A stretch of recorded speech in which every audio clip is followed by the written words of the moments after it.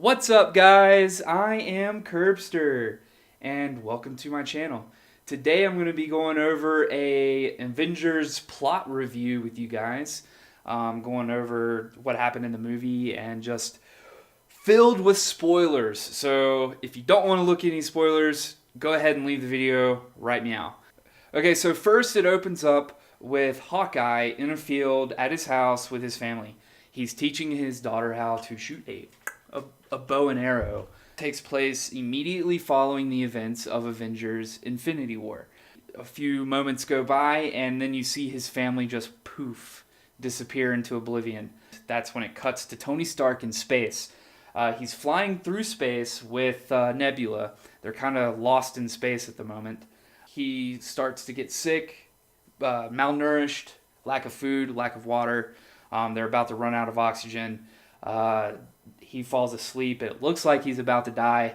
Nebula kind of puts him into his chair, and then in the distance you see a reflection of light coming onto Tony Stark's face, and out coming from the stars in space, Captain Marvel comes and basically saves Tony from dying of starvation and malnutrition. After that, she takes Tony Stark to Earth. It cuts to the other Avengers currently trying to figure out what's going on. They all walk out. They all greet Tony, and that's when Tony meets up with Pepper. She survived, which was great news for him. One of the first things Tony Stark says to Captain America is that he lost the boy referring to Spider-Man, which was a pretty heartfelt moment. A lot of emotion in that scene. So Tony Stark, Captain America, and all the surviving members of the Snap, they're all sitting and eating breakfast or lunch, could be dinner. It was hard to tell. They're all talking together, and Tony and Cap start getting into it. Cap is saying that he wants to go after Thanos, when Tony Stark is saying he wants to wait. Tony is, of course, malnourished, and he's lacking a lot of energy. And him and Captain America clash. They go head-to-head again. Tony Stark is accusing Captain America of leaving them to fight alone. As said in a previous movie... That up there, that's the Endgame. How are you guys planning on beating that? Together. We'll lose. And we'll do that together, too. And of course, they lost, but they didn't lose together. They were separated, and they didn't try to fight together, which is what they need to do to win this battle. Because of that fight, it took a lot of energy out of Tony. He collapses onto the floor. While Tony's recovering, the remaining Avengers devise a plan to make a second assault on Thanos on his retirement planet in order to retrieve the stones and try to reverse the damage that he has done. They discovered that Thanos used the stones again, and they used this data to pinpoint his location in the universe. They then pack into rocket ship and take off. Upon arriving, they find Thanos alone with no army and no defenses. While confronting him on the farm, he reveals that he used the stones again in order to destroy the stones. This enrages Thor. Thor chops off his head while quoting, "I went for the head." 5 years later, we are now in 2023 and the world has been plunged into despair. A mouse accidentally frees Scott, Ant-Man, from the quantum realm, no longer in his time, but 5 years into the future. Walking around all confused, not aware of the events that have taken place. He then comes across a memorial containing the names of those who have vanished. He sees his name and then frantically runs home to see if any of his family is still alive. To his surprise, he finds his daughter alive and well, but 5 years older. He then goes to the Avengers facility and finds Cap and Nat. He tells them that 5 years was only 5 hours in the quantum realm. He uses this as a basis for his idea to use the quantum realm as a tool to go back in time and try to change the past. They then decide to try to get the remaining Avengers back on the team, starting with Tony, who now has a daughter, and is reluctant to join. Bruce Banner, who is now Bruce and the Hulk at the same time, known as Professor Hulk, and Hawkeye, who is in Japan on a killing spree, suffering the loss of his family, and Thor, who is now in a city called New Asgard on Earth, but he's a bit of a fatty. Tony finally returns to the Avengers facility, bringing with him Captain America's shield that he took for him at the end of Civil War. He gives the shield back to Captain America and agrees to do the mission under one condition.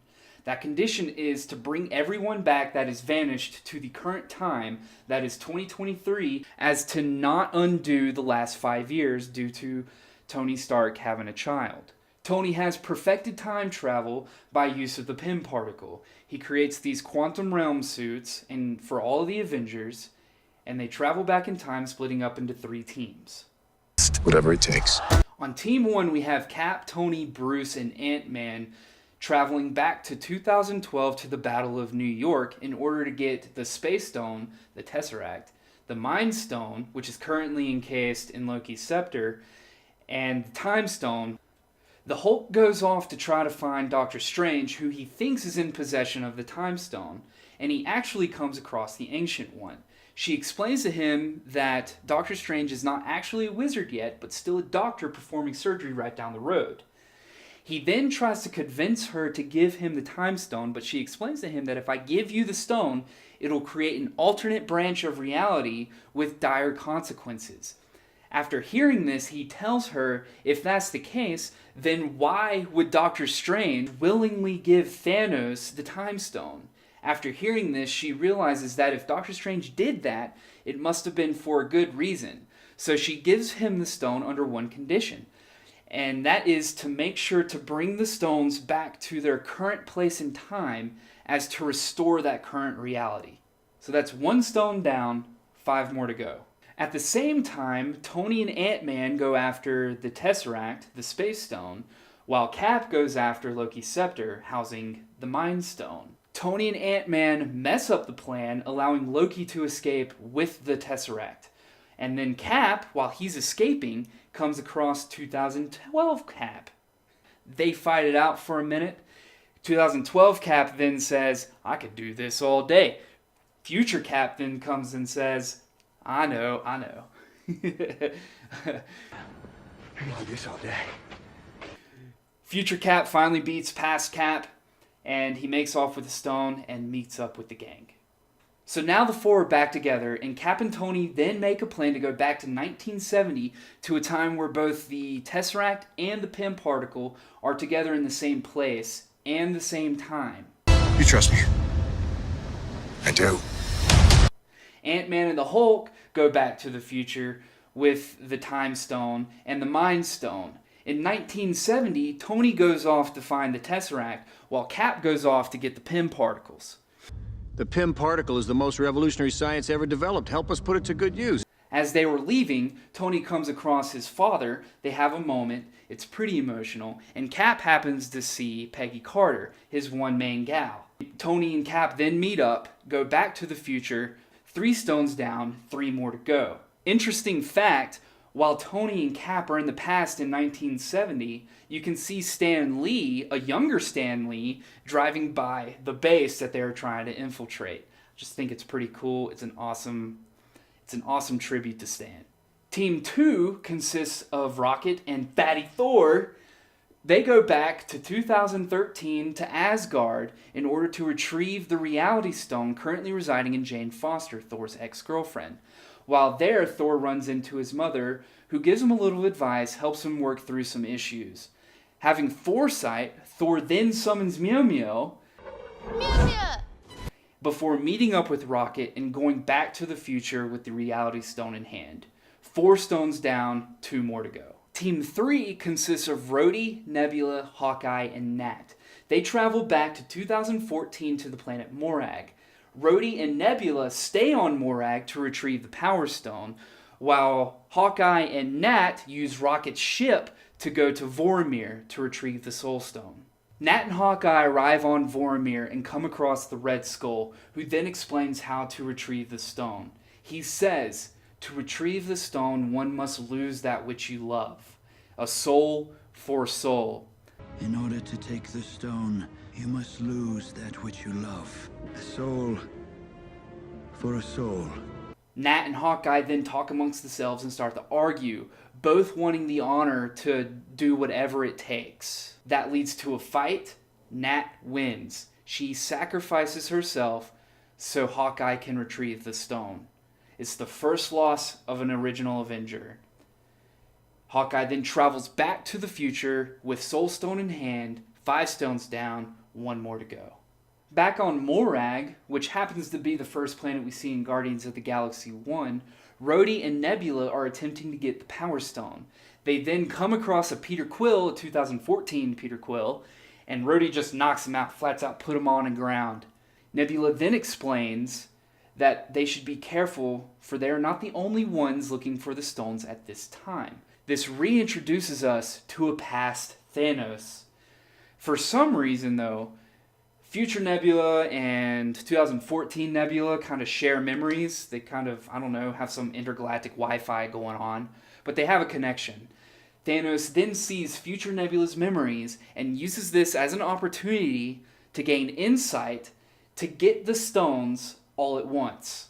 Bad Nebula then offers herself for this mission to Thanos to infiltrate the Avengers in the future. Rhodey and Nebula then try to go back to the future.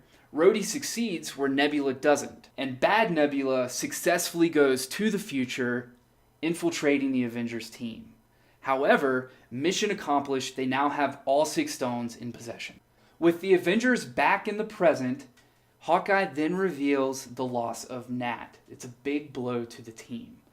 Bruce and Tony then create a gauntlet capable of housing the Infinity Stones. However, Bruce thinks he is the only one powerful enough and strong enough to use the stones and live. He then snaps to try to bring back the Vanished. The moment this happens, Nebula opens up the quantum realm, allowing the past Thanos to come to the present with his ship Sanctuary and his entire army. The snap is successful, but Bruce is severely injured due to the power of the stones. And immediately after that, Thanos attacks the Avengers facility, completely destroying it. Thor, Cap, and Tony manage to escape, while the rest of the Avengers are trapped beneath the rubble. Thor, Cap, and Tony confront Thanos out in the open. Thanos then explains his plan. Instead of only destroying half of the universe, he decides to destroy the entire universe to create a new one with new life and people who will be grateful for his deed. Thor, Tony, and Cap then attack Thanos, and Thanos kicks their ass. They're all on the ground, and on the eve of defeat, it is revealed that Captain America has all this time been worthy to yield Thor's hammer. Thor then says, "I knew it! I knew it!" As Cap is using his hammer to fight Thanos, and it's totally awesome. But even with the hammer, Cap still gets defeated one-on-one. Alone, he stands in front of Thanos' entire army. Then out of nowhere, a voice appears, and it says, "Hey, Cap, can you hear me? On your left." Don't you say you left. Come on! And then appears the entire MCU army to back Captain America and come to his aid. And through all of the Wizard's portals, we see Black Panther with his Wakandan army. You see Falcon flying overhead. You see Pepper Potts with her own Iron Man suit. You see Doctor Strange, Spider-Man, Guardians of the Galaxy, all returning from Titan. You see Ant-Man's girlfriend, the Wasp, Bucky Barnes, the White Wolf, Wanda Romanoff, Scarlet Witch, and all of the rest of the MCU's characters coming to Captain America's aid. It is truly awesome and an epic moment for the film. While the big battle is taking place, you have Hawkeye, Black Panther, and Spider-Man playing a game of keep away with the gauntlet, with the ultimate goal of getting it to Ant-Man's van in order to send the gauntlet to the past through the quantum realm machine. They fail, and Thanos once again gets the stones. Eager, Tony wants to attack, but is held back by Doctor Strange, who doesn't have to say a word, but we know that he tells Tony with his emotion and with his body language to wait. It's the one chance we have to win. A moment later, Strange then gives the go-ahead. We're in the Endgame now. And Tony strikes, successfully getting all 6 Infinity Stones in his own gauntlet on his Iron Man suit, and snaps. Thanos and his army vanish and are no more. But Tony, not being the ultra-powerful being that Thanos was, dies, making the sacrifice play after all. Earth just lost your best defender. With the Avengers' victory, they are now all present at Tony Stark's funeral, including a little boy named Harley, who appeared back in Iron Man 3, who helped Tony through his time. Cap then takes on the mission of returning the stones back to the past to their rightful place in time. He makes the decision to stay in 1970 to live out his life with his main gal, Peggy Carter, only appearing in the present as an old man. He then passes his shield to Falcon. It's a heartfelt moment. This effectively gives him the mantle of Captain America, which, let's be honest, those are really big shoes to fill. I think that's all I have for you guys. I really hope you enjoy this video. If you did, please like, share, and subscribe. If you have any questions, comments, concerns, gripes with my overall being, please leave a comment down in the comment section below. I hope you have a good day, and I will see you on the flip side. Take me away.